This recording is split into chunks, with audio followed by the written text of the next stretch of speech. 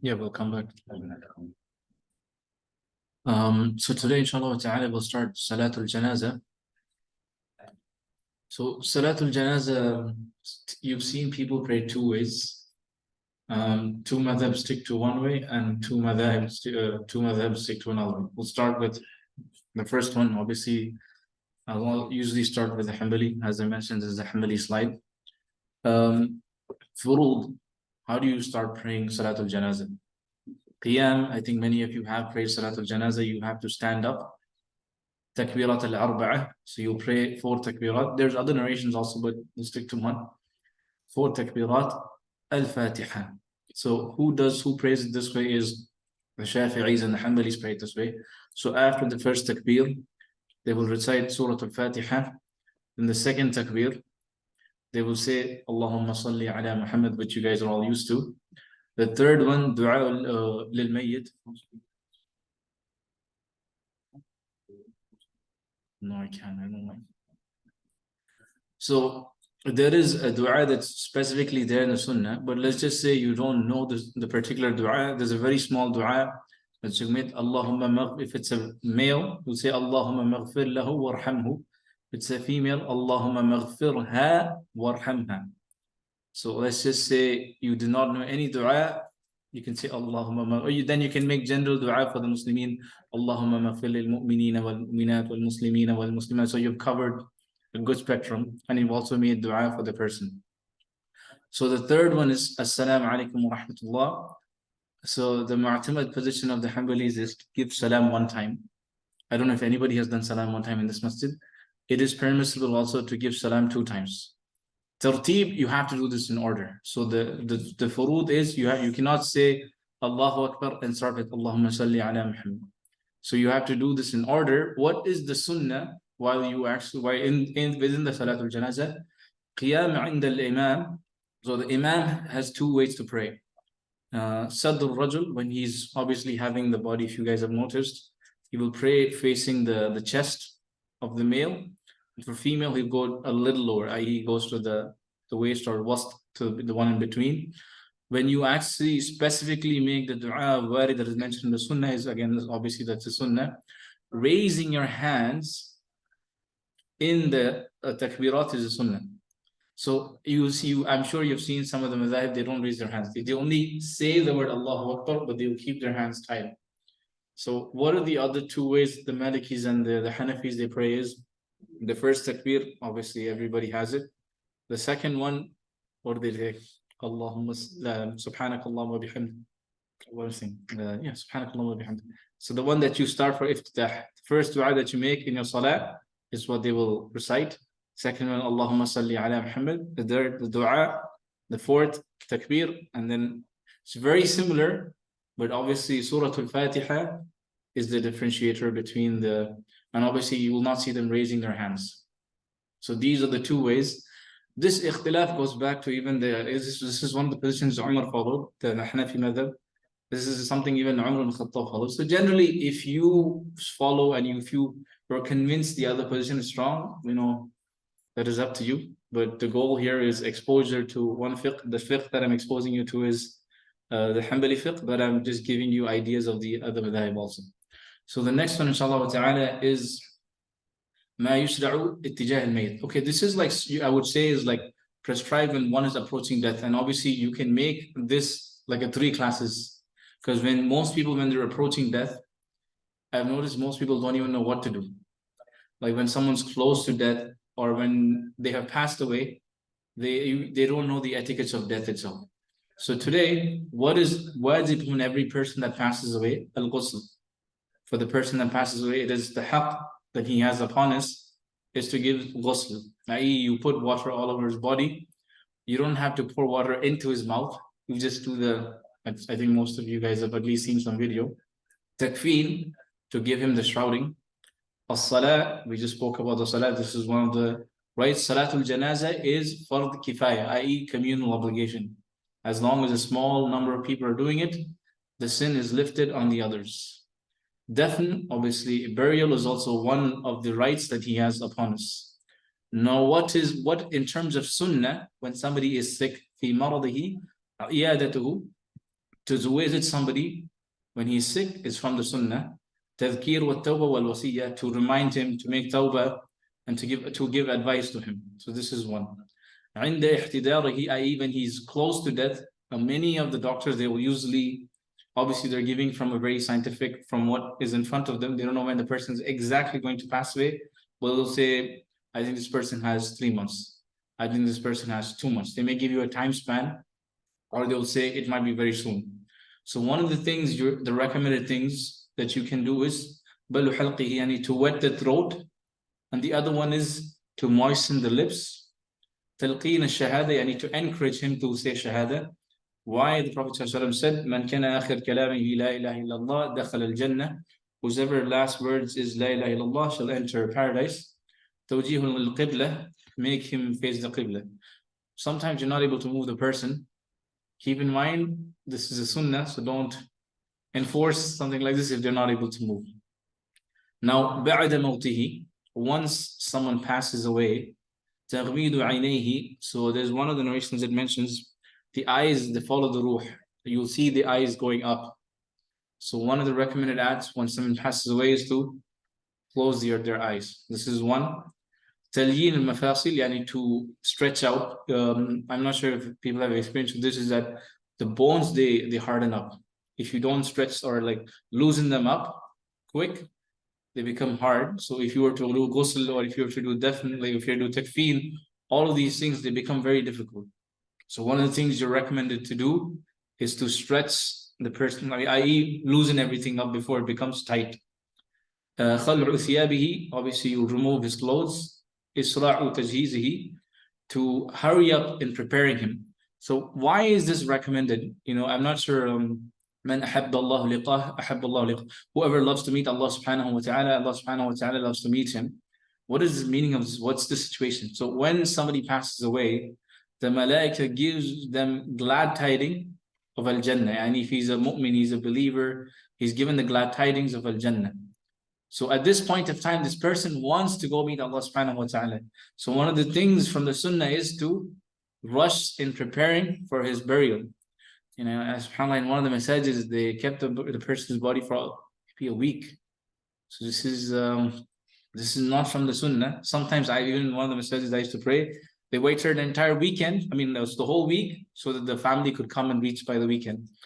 All of this is not from the sunnah.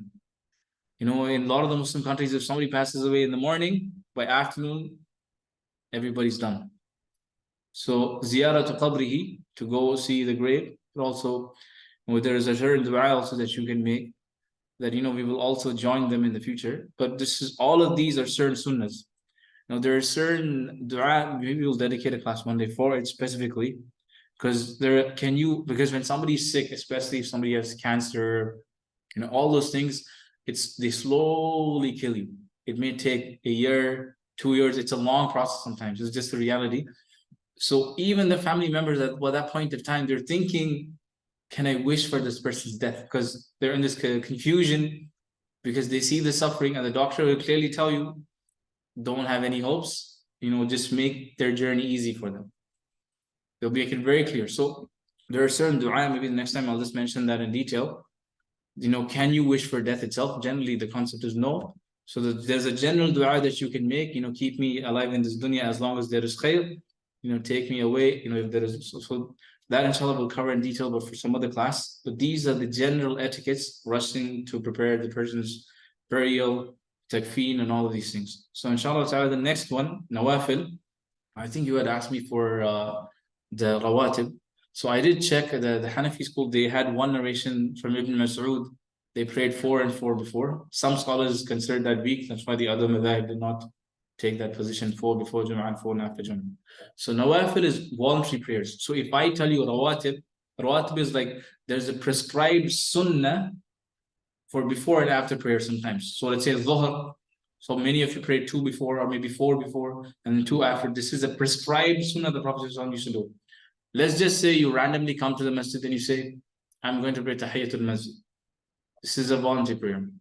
So or let's say you're just at home, you're like, I'll just pray 2 nawafil. just at home. Maybe you're getting bored.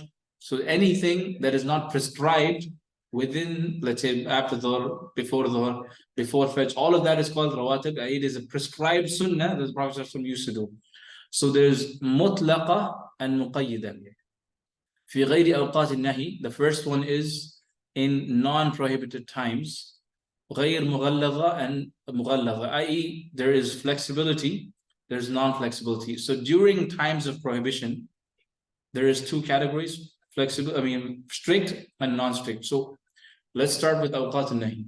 Once you're done Salat al-Fajr, generally, I'm not talking about exception when somebody missed Sunnah.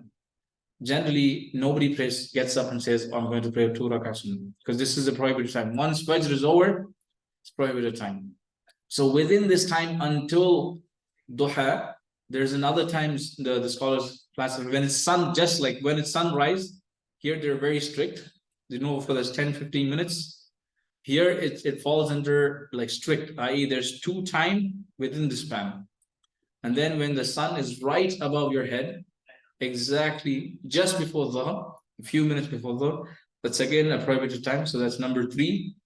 And there is, as soon as you're done with the Asr, all the way to sunset, this is again a prohibited time. They categorize this also into 2. When it's just about to go down, they're very strict. What do I mean by this? So let's say you had you prayed Salat al-Asr, okay? Salat al-Asr, you're done, you can pray Salat al-Janazah. I don't know if they have done this here, but if it's about to do, you're about to have sunset, they'll tell you wait for some time. So they're strict. The one is there is flexibility, ba'd al-Asr, as this one says, and min al-Fajr ila qubul ash-shuruq. So after Fajr, just sunrise and after, that's very, very strict. So here 2 times there's leniency, and then there's 3 times when they're very strict. When the sun is right above you, don't pray anything. It's only 1 or a few minutes. And when you're right done with, what do you call it, waqtul maghrib, and just before maghrib time, they will tell you not to pray, just so you can wait for those few minutes, again maybe 5-10 minutes. When it's about to be sunset, they tell you not to pray. So this is the difference between flexible and non-flexible when it comes to prohibited times. Muqayyid, rawatib, which we have already covered. I've mentioned there's 2 narrations, 12 and 10 rak'ah in the day, i.e. 2 before Fajr. Then you have 2 before Dhuhr and after Dhuhr, one of the narrations. In another narration, there's 4, and then there's 2 after Dhuhr. And there's Maghrib, after Maghrib you have 2, and after Isha you have 2. So one narration talks about 10 rak'ah, another narration talks about 12. So those are called rawatib. Al-Duha, obviously the 10-15 minutes after your Fajr. Al-Witr, the Hanafis classify this as wajib. That's 1 level lower. So why do some of the scholars, I'm sure many of you have heard of this Bedouin man who came to the Prophet ﷺ, he asked what is upon him, and he tells him only the khamsu salawat, the 5 daily prayers. So because of this, the other position is that they classify this as a highly recommended act, but never take witr too lightly. There's a reason why scholars took strict positions in witr. Some will tell you, like I said, Imam Ahmed's position was don't take a person as witness, be somebody who does not pray witr. Tahiyyatul Masjid is recommended. Istikhara, again, it's recommended. Salatul Tawbah, I'll mention this very quick because this is an article in and of itself. When do you make Salatul Tawbah? If somebody, it's 2 rak'ah, just like how every one of you pray. And then obviously you'll make istighfar after you've done your salah. And there's a particular ayah, وَالَّذِينَ إِذَا فَعَلُوا فَاحِشَةً أَوْ ظَلَمُوا أَنفُسَهُمْ ذَكَرُوا اللَّهَ. You can recite this particular ayah that Allah subhanahu wa ta'ala, that the narrations have mentioned. So it's 2 rak'ah and then to make istighfar after. So either you've done a major sin or minor sin. How many of you have heard of Salatul Tawbah? Yes. What surah is that? وَالَّذِينَ إِذَا فَعَلُوا فَاحِشَةً ظَلَمُوا أَنفُسَهُم. Not Baqarah. It's either Surah Al-Imran or Surah An-Nisa. I don't think it's Surah An-Nisa. Mostly likely Al-Imran. Is there another ayah that you do for different rak'ah? I think I can see. There's multiple narrations on this one. So I don't remember all the narrations, but this particular one I remember right on top of my head. So remember, just because I mentioned one doesn't mean there's no other narration. So same thing with the madhab. Sometimes they may have a preferred narration that they follow, but that does not negate there's no other narration, the other position, or that does not mean there's no other position. So this sometimes is the difference. And sometimes the hadith is da'if, is weak also in another school. Can Yes. I go back to the Janazah? Yes. The one point about visiting the graves. Yes. So this is restricted to males only, or is it for the family members? So the strictest, because so some of the scholars have allowed it, some of them have not. I would say majority have moved towards allowed. So the ones that actually don't allow this, they use the hadith literally in terms of like the Prophet cursed the ones who visited, in terms of it was a female who visited the graveyard. But there's ikhtilaf on this. Some have classified this hadith as da'if. So that's why they allow the women to go to the grave. Even in the most strictest countries, I mean, I know when my grandmother passed away in Kuwait, so they would put conditions saying that if you're somebody who cries, let's say a lady, she cries, usually I haven't seen, Allah, there might be men heavily crying, but when they see a female crying, they will tell this person, if you don't stop, we will ask you to leave. So they may put some conditions that you cannot be sitting and crying in front of the grave and all of these things. But generally, the ones who allow it, they will, these are conditions, sometimes they'll specify, hey, do not come and don't start weeping and making noises. And there are plenty of scholars that took the position. I don't know if this is majority or minority, because they maybe just mention the reason why is that they take the hadith of the Prophet cursed the women who actually came and visited the grave. The ones who didn't, they consider the hadith da'if. So yes. The person who in the grave, if people make commotion because of his death, how is he punished? That hadith, I'm not sure if the hadith is classified as sahih. I'm not sure what the exact understanding itself is. So the thing is that the fail of the ones outside of the grave is not the one. Yeah. وَلَا تَزِرُ وَازِرَةٌ وِزْرَ أُخْرَى. So the ones who take is like someone else should not be punished for the sin of like another person. So they will use an ayah. So that's what I mean. I have to check if that hadith itself is sahih. I know they use that hadith, the one who takes this position, that it affects the person if you do this, but that would contradict the Quran itself, that a person should not carry the burden of another person's sin. So that's why I may have to check the hadith. So just one is off topic, but I think it's important to mention, so I want to get clarification here. So there is I think it's just a custom that when somebody dies, they call it Quran time. You'll gather people up and say, let's finish the Quran in one sitting for maybe there's 30 or 40 or 50 people. Is there any backing of this in the resources? I don't know when by the way, I asked this question to my teachers. So obviously today, it's almost become like a battle between these two schools. So even my own teacher was saying, best to give charity in the person. And there are madhahib positions that have allowed this. There's a reason why this became popular. It is some of the position of the madhahib. But the best thing to do is to do, sadaqah jariyah. إذا مات ابن آدم انقطع عمله إلا من ثلاث. When the son of Adam dies, his deeds come to an end except for three. صدقة جارية, علم ينتفع به, the knowledge that he leaves behind. ولد صالح يدعو له, and a righteous, person or progeny that invokes for him. So this itself is very clear. One of the best things you can do is to leave, any sort of charity, any sort of wealth. The reason why it became popular, this is one of they say this sadaqah is, this Quran that I'm reading is sadaqah for this person who passed away. So that's how their understanding is, that my recitation, they will even tell you, I'm going to do Umrah for my mother. So here they may say, it's better you give charity, because there's nothing that is going to be continuous form, unless and until there's ikhtilaf when it comes to if there is an oath that they took, he or she could not fulfill that oath. Those things they're more strict on. This, it can get a little, some people are very strict, saying, what is this? The reason why this came up is this was some of the positions of some of the yes. Do you have to fulfill the oath if you're able? If you're able to, I mean, it's recommended. Some will say it's wajib. Let's say I'll give you an example where some people are strict.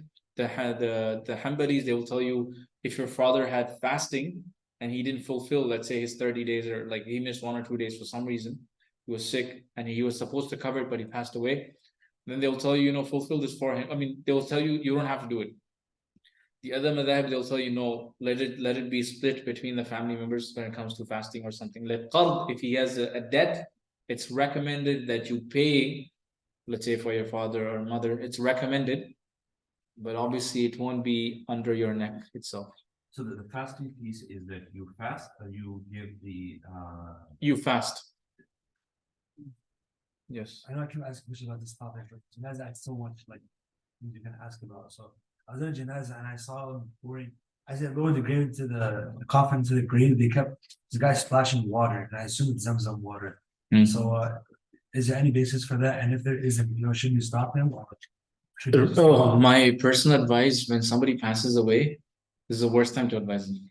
From my personal experience. You can say the Prophet ﷺ gave this is in Bukhari, this is in Muslim. At that point of time, the emotion takes over and they're in no mood to listen to you. People will say, I want to build a tree, it will give the grave a shade. How is the grave going to, benefit from the shade? So they make very emotional decisions at this point of time. Your job is to maybe just tell them and then just let it go. Because what would happen is you will end up fighting at the time when you're supposed to bury somebody, or you're fighting after you have buried somebody. This, by the way, is very common. Whoever has buried people will tell you here, because they will tell you this is sunnah. The other person will say, you think I don't care about my family, and the arguments become emotional, and at that point of time, this person is not really thinking through if this is sahih or this is weak. There is no argument at that. And once time has gone by, you can advise them. So it's always best to do like a janazah workshop or etiquettes when someone's approaching death. We don't have a lot of those classes. But inshallah, hopefully, it's very, very difficult to advise anybody when somebody's passed away. At that point of time, it's a losing battle.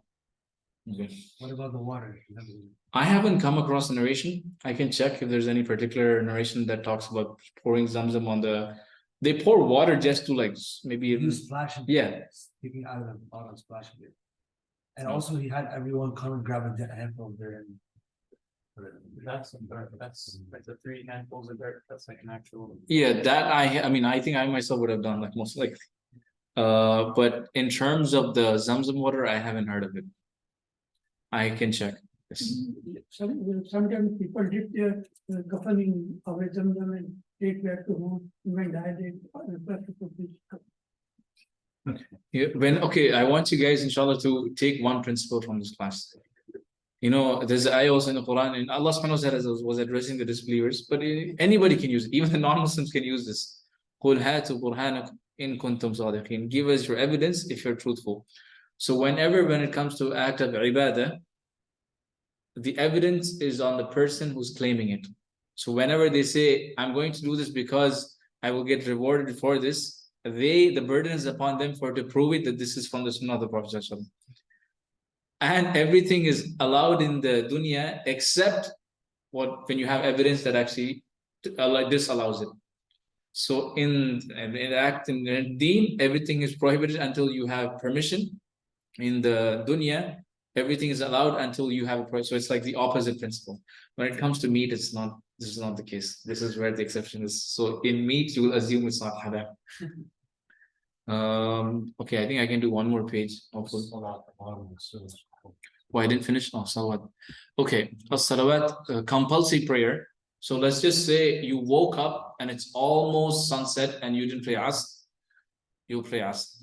So let's say you slept with dhuhr and then it was asr time and it's almost sunset. It doesn't matter if it's prohibited time. You will pray as soon as you get up and you pray. So let's say you missed fajr and it was sunrise time. You get up immediately and pray. So that is one. When it comes to qada of the faraid, you will pray. The 2 rak'ah tawaf, whatever time, pray as soon as you're done with the tawaf, to pray 2 rak'ah, khalf maqam Ibrahim, wattakhidhu min maqam Ibrahim musalla. Iyadatul jama'a bi shartihi, obviously to repeating the congregation. This, I forgot what this was. إعادة الجماعة بشرطها. I forgot what this one is. Not that one.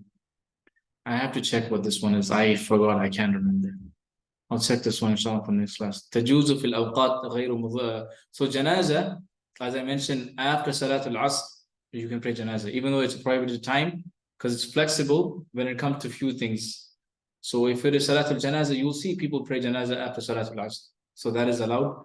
لا تجوز في وقت يعني when you're not supposed to even Salatul Janazah, when it's right above you, or like sunrise or sunset, even janazah itself is not allowed. So you wait for that point of time. Should we do one more slide or should we stop here? It's up to you guys. This is just a chart.